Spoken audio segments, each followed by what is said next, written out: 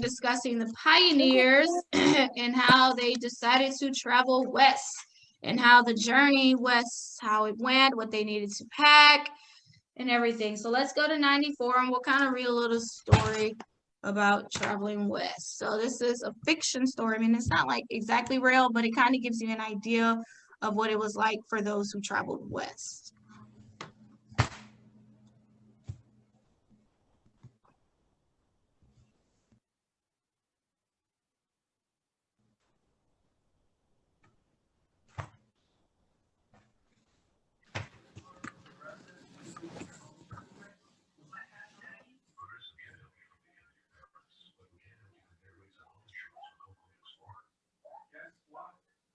All right, traveling west. Okay, let's see. Okay, go ahead. All right, Austin, your hand was up. Go ahead.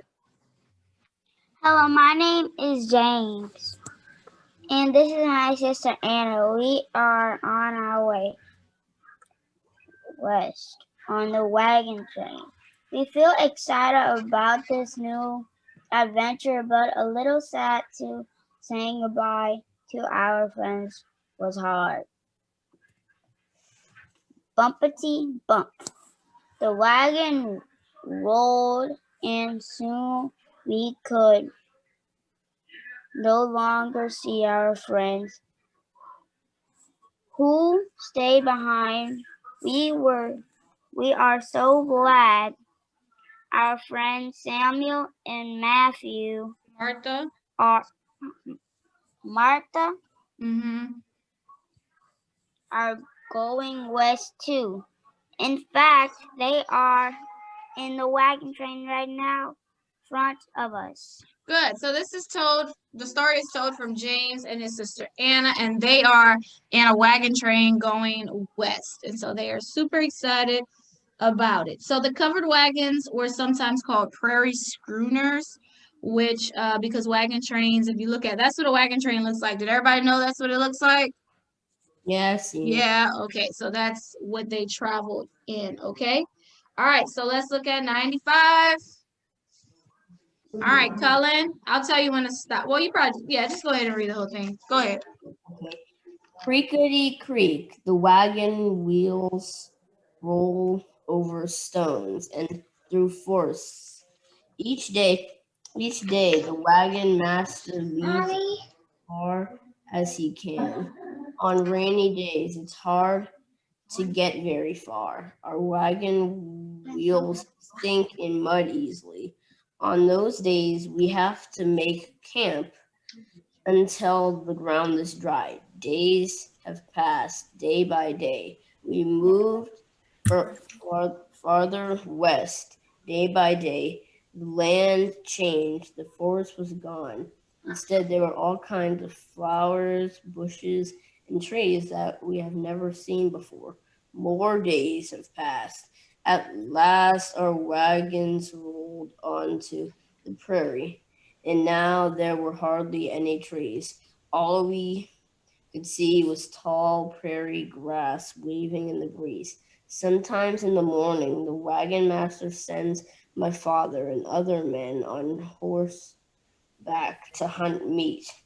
There are prairie chickens and rabbits, but what we really hope for is a buffalo. A large buffalo would be plenty of fresh meat for everyone. It would taste so good after days and days of salted bacon. All right, so before the wagon train started to go, what did they have to make sure the ground was? The ground was very what? Dry. Dry. They had to make sure the ground was dry. What could happen if they traveled on muddy ground?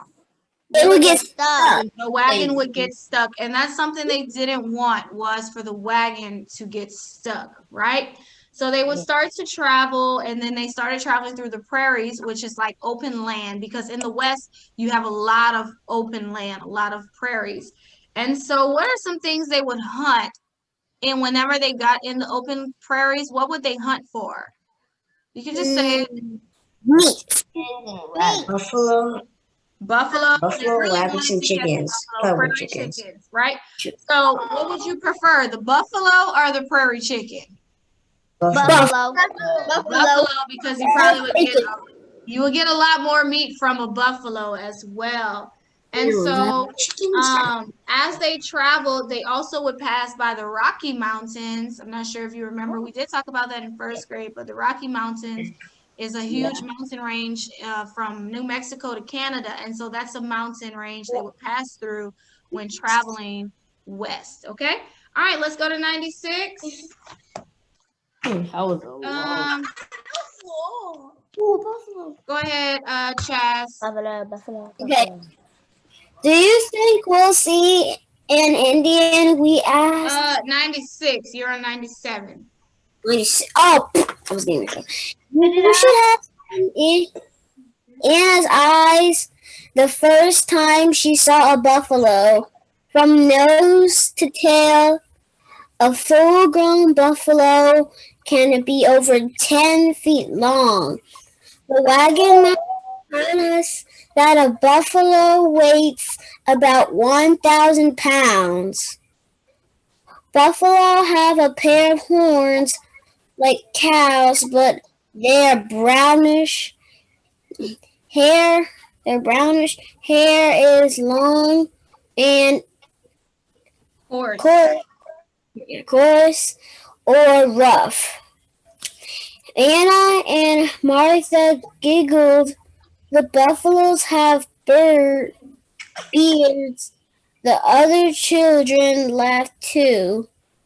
The wagon master told us that the buffalo is the largest American animal. The Indians hunt the buffalo too.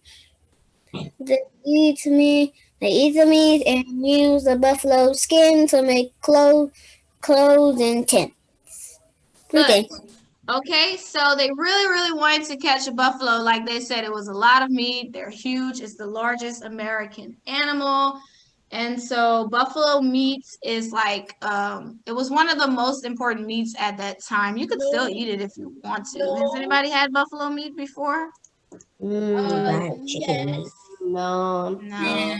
Kind of similar to beef. If you have beef before, it's similar to beef. Yeah. So so buffaloes are also called bisons, and so that's also what they're known as well. So if you hear someone say a bison, it's a buffalo. They're the same.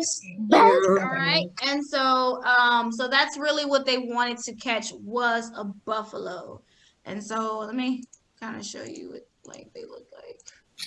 You gotta You've seen them, but so yeah, like example. See, That's so big. yeah, you see why they wanted to catch that. That was a lot of meat they could get from the buffalo. That is huge. That just wants to make me eat it. That just wants to make me eat it right now. Wow, I don't. Okay. I'm hungry now. All right, and so yeah, they were over 1,000 pounds. So they are big animals. So yeah, so if they caught a buffalo, that could probably feed the entire wagon train, all of them. Okay. All right, 97. Let's look at 97. Bailey. You're on mute.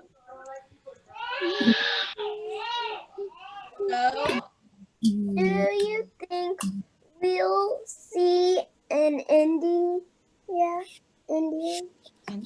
We asked. You'll probably get to see one before long, said the wagon master. The next day, as the wagon rolled on, we did see an Indian. He sat proudly on his fine horse and watched the line of wagon pass by. He seemed to get smaller and smaller as we watched him from the back of our wagon. Each day at noon, the wagons rolled to a stop. My mother and the other woman climbed out of the wagon and began to prepare lunch. We climbed out of the wagon too. Samuel and I helped. Eat and water the animals. Anna and Martha stretched their legs and ran. Samuel and I ran too far. Our chores were finished. How good it felt to run after sitting for 5 hours in the wagon. Good. Okay. And so they wanted to see Indians. Remember, Indians do live in this area as well.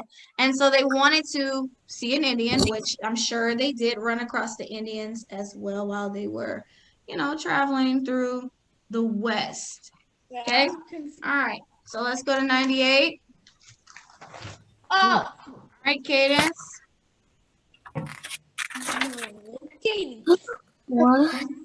You're it, cried Samuel as we began a game of tag, but suddenly the game stopped. There were several small holes in the ground. I wonder what lives in there, Anna asked. And in another hole not far away, a small furry animal popped out of the stare at us. From other hole out came another. Samuel and I tried to catch one, but the small animals always popped back into their holes. They are prairie dogs. Children, said the wagon master as he walked by. This is a prairie dog town. Suddenly we saw a black shadow moving over the ground. Pop, pop, pop. Every prairie dog Disappeared. disappeared into its hole. Good. Okay, so as they're playing out in the prairies, they see these little rodents, which is a prairie dog. And so, like a lot of like the West, they have these type of things. They're called prairie dogs. Like, you know how we have like squirrels and things like that? Well, they have like prairie dogs, which are like the same. They're in the same family. And so they live in underground little colonies. They live all together. And so when a prairie dog sees a predator, it alerts the other prairie dogs and lets them know. So that's probably what happened when they saw the children and they all went inside. Okay, 99, I'll finish it. We look up to see a hawk circling the prairie dogs. The hawk watched the holes. Too bad, Mr. Hawk, you have to find something else for your dinner. It's time for our dinner. So then we ran off for dinner of leftover buffalo meat, cornbread, and molasses as soon as everyone finished. We got back into our wagons. I wonder what else we'll see today. The land is full of surprises. The wagons rolled on, bumpity bump, creak, creakety creak. Okay, so the prairie dogs were hiding from the hawk. That's who they were hiding from. Okay, let's look at 100. Okay, I'll go ahead and go through it. So the pioneers had to work together and help each other. At night, the wagons would form a circle, and this made a fort. So they would make a circle. The wagon trains, they would line them up into like a circle, and it would be a fort of protection for everyone. It also provided an area to corral the cattle. The corral would keep the cattle from wandering off or being attacked by wild animals. As the pioneers traveled westward, many of them put their trust in God for protection. Perhaps as they left the Great Plains and headed into the Rocky Mountains, they were reminded of the Lord's constant help. So about 40,000 children went west with their parents. it usually took them about 6 months to get from the east to the west. That's how long it usually took. And many of the pioneers walked this entire journey. So I don't know. Would you make that journey today? Would you walk all the way to the west? Would you do it? I would take a car or plane. I would take an airplane. Well, no. At that time, they didn't have that. So you would have to walk.